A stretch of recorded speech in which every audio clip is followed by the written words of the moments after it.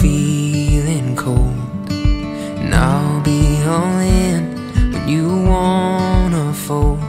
When we're dancing life's dance, you'll be the partner I hold. You and me, together growing old.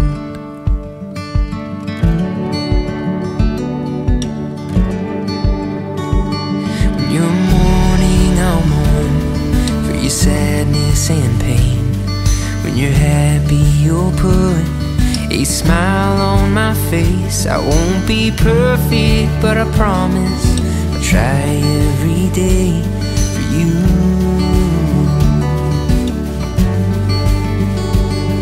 And I will be, yeah, I will be, I will be whatever you need me to be.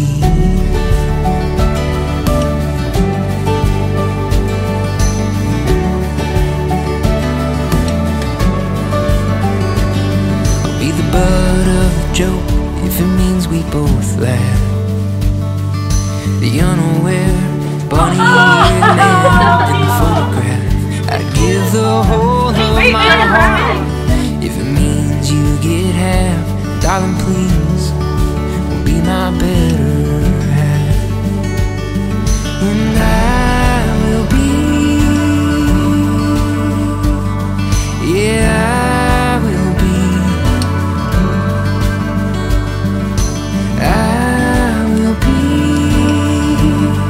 whatever you need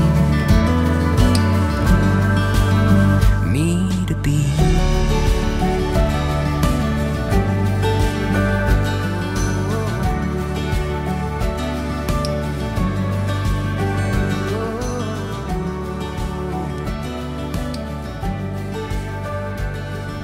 Liesel, back in 2014 I told you that we're different and we have a connection. We started dating years later in 2018, but it didn't just happen.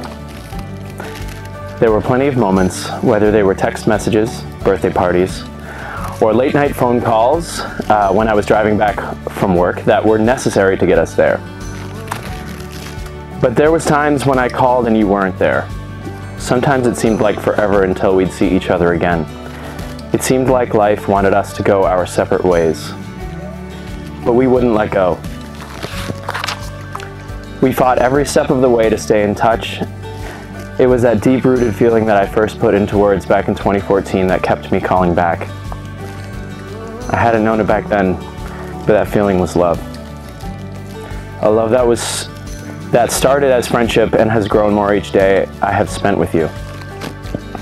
Today isn't the end or the goal. It is just the beginning of what I promise will be a forever love. There will be down times, but in those times I know that we will fight to get through it together, just as we fought to get here. I promise to love you, go on adventures with you, kill spiders for you at a moment's notice, and grow with you. You are my best friend. I trust you more than myself. And I promise to fight for you and our love every day. Rob, I started my vows a year ago, adding a line at a time as it came to me because I wanted my words to span my entire breadth of feelings for you. When we were in college, I used to call you the guy version of me because we were always on the same page. We had the same humor, the same joys, and the same interests. What I didn't realize then was that I was finding my soulmate in you. You were always there for me through our friendship, and when our lives were ready to collide, we were at just the right places in life to let that happen. I fell so quickly and so madly in love with you, and have never stopped. You were the spark I needed when my life was flat, and the consistency I needed when my life was spiraling. You urge me on and keep me safe. You both reflect my soul and complete my missing pieces. You are all the things I am and all the things I'm not, and you are my home. When I think of the life I've always wanted, we're building it with Selena right now, day by day. A life with spontaneity, passion, spirit, comfort, joyous moments, and deep emotional moments. You bring an energy to the world that I thrive off of. You are kind, you are unpretentious, you enjoy the simple things in life, and you are fun. Through our relationship, you've always met me in the middle, and you've been the best partner I could ever ask for. As we walk into this marriage, I vow to you to be present, a teammate, to approach each day with compassion and open communication. I vow to appreciate all the small things you do and support your wildest dreams. I promise to always be your optimist, but to sit in the dark with you when times are hard. I vow to stay silly, to continue growing together, to always say yes to adventure, and to never stop holding your hand. I vow to love you deeply every day for the rest of our lives. I now pronounce you husband and wife. You may kiss your bride.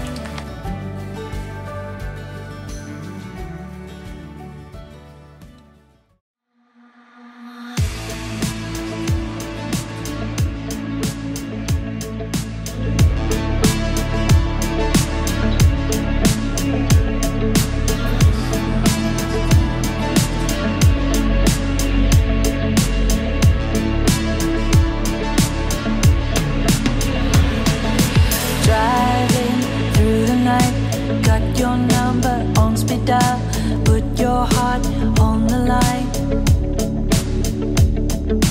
Drifting down the road, where did you come from? Never let go, you're straight up in control. Call you 100 times, cause I really hate it when you say goodbye.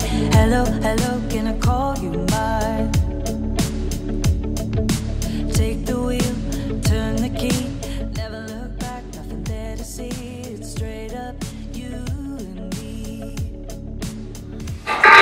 Hello everyone. Wow, quite a crowd turned out for this. Hey, my dear. Not sure whether there's anything pretty cool things over there. My friendship with Robert is one of the one-in-a-million friendships. We can spend hours talking in a parked car about absolutely nothing. Or we can go get lost in Boston and realize that the train we were looking for is right across from where we were. We can spend an entire day playing Risk and not be upset that no one won or even the game being remotely come close to finishing. We can spend an entire train ride arguing if the word frat is a real word. It isn't. He's my only friend that I could just casually show up at his parents' house and be welcomed in. And it all started at McDonald's in 2000. We were in 3rd grade. After a baseball game, media practice, comes since that was 21 years ago. There was a bunch of us there from the team, including our younger siblings and one younger brother of one of the teammates who maybe was in kindergarten. And he had just came up with a game, and I'm going to name it right now. It's Ketchup Packet Smash. The whole goal is to hit the ketchup packet as hard as you can without exploding the ketchup in. Lo and behold, Robert lost. He sprayed ketchup all over my youngest sister, who at the time was maybe 1. She cried so much that I'm awfully sore, and I'm pretty sure that Robert still continues to carry that guilt with him. I'm also 75% sure that the ketchup that missed my sister and hit the window behind my mom still has that stain on it. Maybe, just maybe, a symbol of our everlasting friendship. But I mentioned baseball, so back to baseball for a second. That was a cool year. That year we actually won the championship game. In the championship game we were the underdogs, and it was Robert wasn't there, so that's why. And you know, 1, 2, skip a few. Then we're in high school, doing stupid high school stuff. Like at basketball game. Legitimately not knowing that a fire alarm doesn't always say there's a fire in the building, please leave. And sometimes just a really loud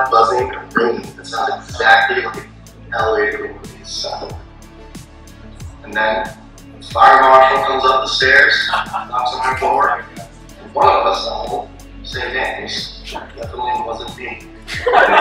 Screams in the highest pitched voice you can.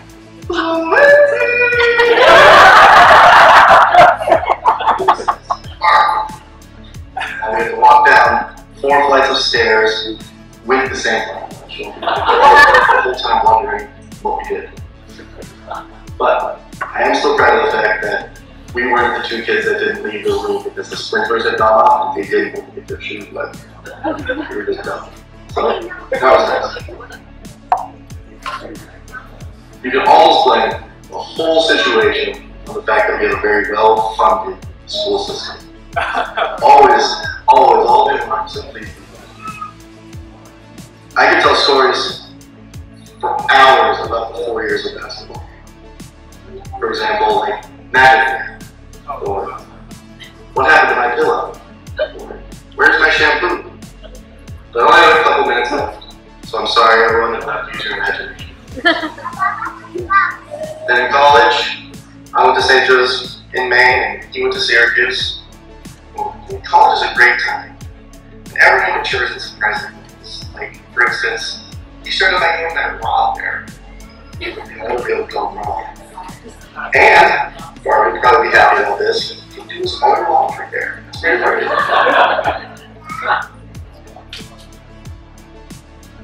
I wanted to see him.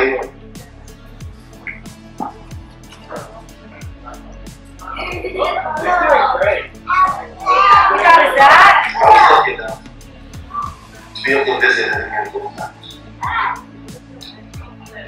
And those times, the activities range from sharing a futon to us getting sick in the same bush, having the best McDonald's breakfast I've ever. But there was one visit in particular that was ending up being pretty special. I went to see him in the middle of winter in January. Everyone knows it's been to Syracuse. Syracuse is a perilous place in the middle of winter. It was mostly just myself and Liesel and Robert hanging out. It wasn't the first time I'd met her, but it was really the first time I'd been just with the 2 of them. It wasn't at a party, there wasn't a ton of people. And it was the first chance I had to really talk to her, get to know her, and found out she was as weird as we are. It was a day of decision or a spur of the moment, or it had been planned, but we ended up having a drunk painting where Robert would teach us how to paint a chalice. I'm not sure what it was we were actually painting, but it was relatively chalice-like. My painting was obviously amazing, and clearly could tell that I was the musician in school. But it was a really fun thing. There was nothing that happened that was Syracusey. No one had too much fun. No chairs were thrown out windows. No one did naked snow angels or slam their face into the pan of nachos. It was something really special. I wish we still had the video of that night. I was painting all together. What the actual painting. I'm sure that painting could go in your portfolio as a then and now. I'm sure that it was all lost. It was all lost. Oh no! Just got a drink for toast. I'm sure it was all lost. Just like the famous drunk reviews videos. There's only 4 people in the world who have seen those videos. 3 of them were there tonight. And I'm sure they would all tell you that they are hilarious. But I knew after that drunken paint night that they should get together. I might have been the 3rd wheel, but I was really glad I was, because you could see how happy they made each other, probably even before they knew how happy they made each other.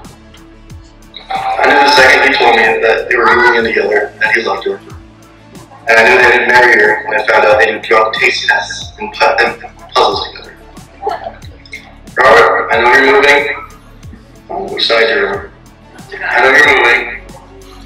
But if you ever need to chat at park car about absolutely nothing, a phone call away. And I'll even go to my car to make it authentic.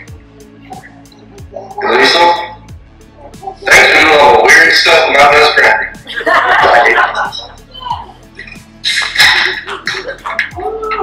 Robert and Liesel. For those of you who don't know me by now, my name is Kelly. Liesel's older sister, and I'm honored to have this opportunity to share some original thoughts and reflections about Liesel and Rob with you. So, it may be a surprise to some of you who met Liesel more recently in life, that her sweet, easygoing demeanor was not always the first thing you might notice about her. In fact, you could say Liesel used to be rather fiery. When she was 3, she climbed out of her bedroom window to escape timeout one time, running around to the front of the house, saying, ah, much to the bewilderment of my parents. And there's a good reason why one year for Christmas I bought her a street sign that read, Drama Queen Drive. However, although this fiery nature has now become a more controlled flame, I think that it still lives on in Liesel and actually fuels many of the qualities that I love and admire most about my sister. And they're the qualities that will make her a wonderful life partner for Rob. Liesel is courageous.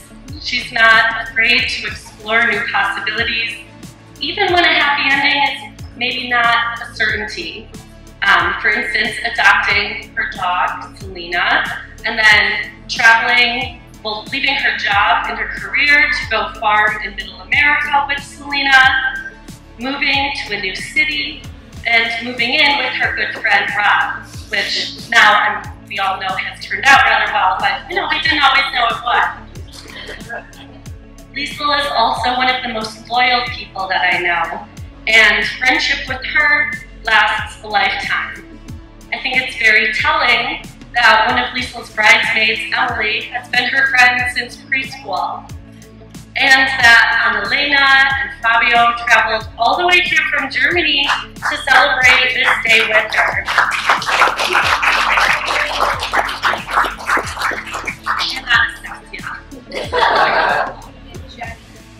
Liesel's friends know that she'll always have your back, and when you have Liesel for a friend, you know you always have someone in your corner who will be fighting for you. Liesel also has the ability to shine light on what's most beautiful about others. She is my confidant, and in times of uncertainty, I know that I can trust Liesel to only share compassion with me and remind me of my greatest self. Liesel, you are a bright, burning light for all of us, and I'm so lucky to have a fiery person like you in my life as a sister, and Rob is so fortunate to have you for his wife. That's strange to say.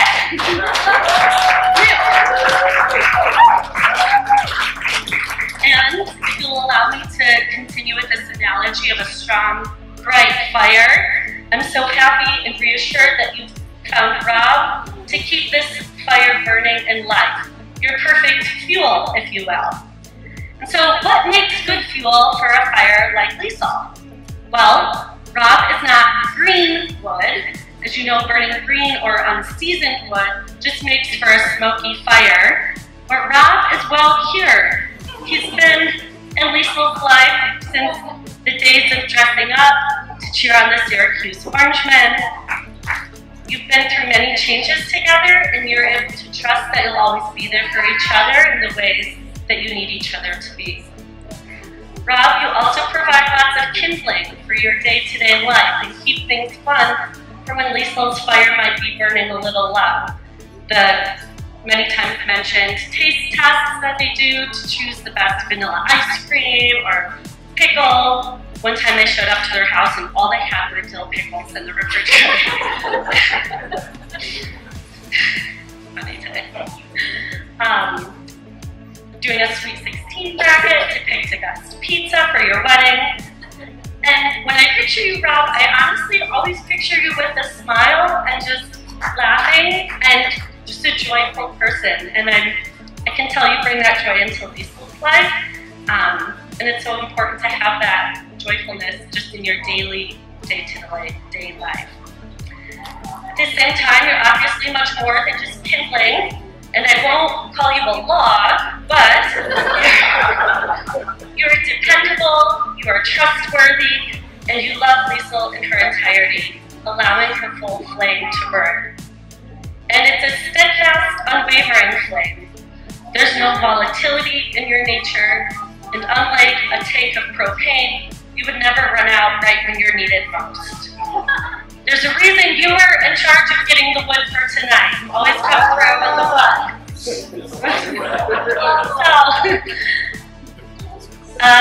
So with that, I'm so happy we found each other. Let's raise our glass to the nobles. May the fire of your love burn as hot and bright as tonight's bonfire, but much, much, much longer.